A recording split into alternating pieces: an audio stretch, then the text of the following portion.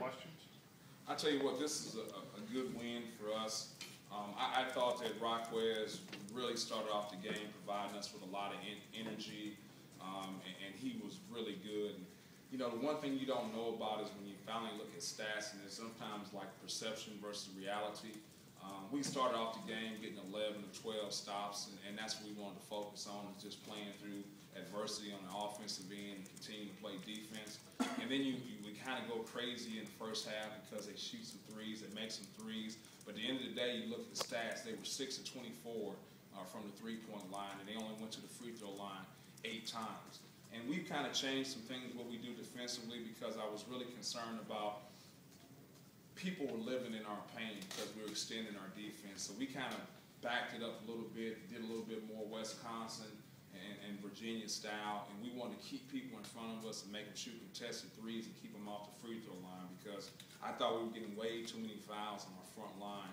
And as we continue to play bigger and stronger teams, getting ready for SEC play, I thought that we were going to be in foul trouble on our front line the whole time, and with only 3 guys, we couldn't afford that.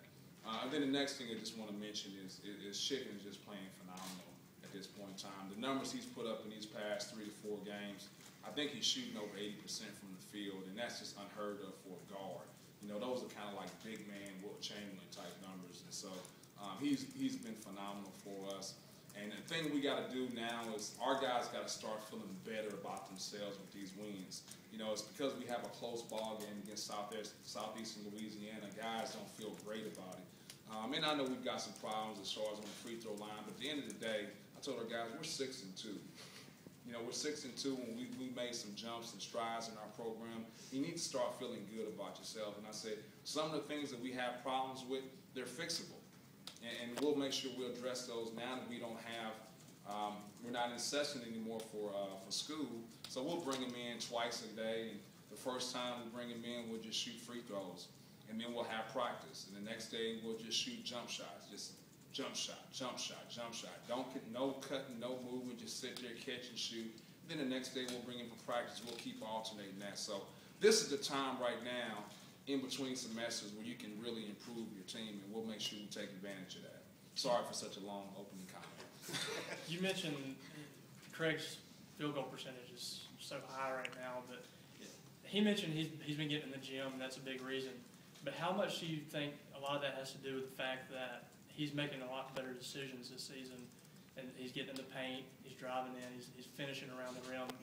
How much do you think that has to do with it? Well, I think it's all coming together for him. One is he's taking account for his own game, so he's coming into the gym more. Last year, he didn't come in the gym as much as he needed to on his own. I think the second thing is that you're right, he's making better decisions once he got the penetration. I thought last year he got the penetration, then he would make a bad decision or a turnover. And I think the other thing is we've changed some things what we do offensively, and him coming off the ball screen is just a problem for the other team. Like that last possession there, we wanted to twist that ball screen and have him attack going baseline instead of coming to the middle toward the help.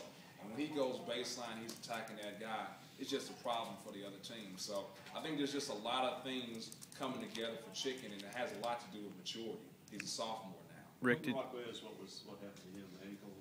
No, it's something with his knee, how severe it is, or like how much he'll be out, or what it is, and things like that. I have no idea right at this point in time. That obviously impacted the game, because with him in there, the defense was really effective, and getting up and down the court was really working well. Yeah, he's our most active front court player. There's no question about that. But it also, you know, puts you in a situation now you only got 2 front court guys, and now you got to use Andre Applewhite as your 4 spot. And luckily, that wasn't a problem for us as much because they're not a big team. But down the line, that could be a problem. Rick, you mentioned on Wednesday that you were going to shuffle the lineup. Did you like the way the lineup played tonight, though? Yeah, I mean, we started off the game with 11 to 12 stops, and that was my focus. I wanted us to be better on the defensive end, so I was very pleased with the way those guys came out and competed on the defensive end. Obviously, we like to score more and things like that, but I always tell our guys, if you're not scoring and you're stopping the other team, it's a wash. Who cares? Rick, did you like what you saw out of Fred? I mean, he had to come in early because of Andre's deal, and you got those 11 out of 12 stops, and he said that, you know, I got to stop letting my offense dictate my defense. Did you see that translated on the court? Yeah, to a degree. The one thing he's got to do, he can't turn the ball over. I thought he had some unforced turnovers there. I didn't think this team was the type of team that gets out and pressure you in the passing lane or pressure you on the ball. And so there's no reason we should have had 9 turnovers in the first half against a team that's not pressuring. So besides the turnovers, I thought he was effective.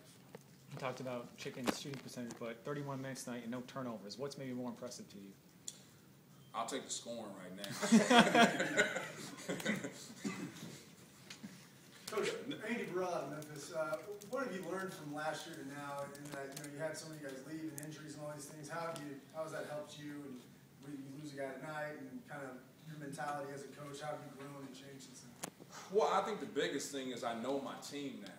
Last year, everything was unknown to me. I mean, I never coached any of these guys. A lot of these guys that were coming into the program, I got the job late, so I never seen them play. I saw them play maybe in an open gym, but I never seen them in a competitive situation in a high school game, an AAU game. So I didn't know any of the guys that were returning. I didn't know any of the guys that were coming in. You know, I watched tape, but sometimes, you know, tape doesn't give you the full picture of how a guy is competitively. So I think the biggest difference in this team right now is I actually know the strengths and weaknesses of my team, and I know how to coach the individual guys. I know how to coach my team. What happened, the 11 to 12 stops, what happened after that that allowed them to get back in the game? Well, I think a few things. One is Raquez not being in there. I thought that was a huge part of it. But I also thought that we weren't effective on our closeouts. I thought when you say that you're going to like guard the three-point line, I thought we guarded the three-point line without hands. And so we got to make sure we're contesting shots. And I thought that too many times they took threes that were uncontested. Next 2 are at home, and then you go on the road at Las Vegas, and really toughens up, you know, the teams on that schedule and the tournament. Just kind of comment on, after a little bit of a layoff, nice to get this win, 2 at home, and then you guys head out west. Yeah, I mean, it's always good to play in your home environment and play in the hump. So we'll play those 2 games. The hard part for us with such a short rotation at times is playing so many ball games in a short amount of time. I don't know the days, I have no idea, but I know we play one day, and then we take a day off, then we play the next day. One thing that hurts you as far as like guys being fatigued, and then the second thing is just the preparation for that team. You only get 1 day prep for Florida Gulf Coast, so that's always a problem. So, you know, in football, it's great. You know, you always got 7 days to get prepared for the next team. In basketball, you may have 2 days, you may have 1 day, you may have 5 days. So it's a little different in that regard. Rick, there was a possession there. I think you were up, you know, one possession, 2 or 3, and Craig and Gavin finally played the 2-man game and got Gavin an easy bucket. Is that how you kind of like to see the offense flow, especially if the defense kind of kneels toward Craig? Well, I wanted to put them in a situation and put them in a bind. They were switching the ball screens with our 4, and so and they were going underneath the ball screens. And so what I wanted to do is, we call it a twist. He set 2 ball screens. Craig came off the first time and came off the second one. We put Colin in the corner there, so we knew we'd have an isolation there where either Chicken could turn the corner and go make a play, or that 5-man would have to help a long time.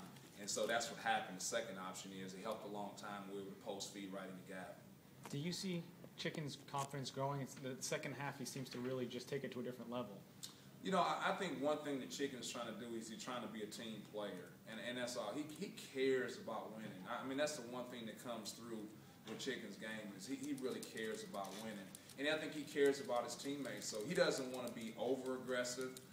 But I think, you know, also he had 2 fouls. I think he got 2 fouls in the first half, and we had to pull him out. So now he's concerned about getting that 3rd foul. And then it gets to the point in time he just goes out and play. You know, hey, I always say, like, you know, it was time for it, and Chicken had 3 fouls. And it was 10 minutes left in the game. I asked my staff, we need to bring Chicken back in. They said, well, he's got 3 fouls. I said, what did we save him for the next game? He's got to be able to play 10 minutes with 2 fouls, you know, so let's play.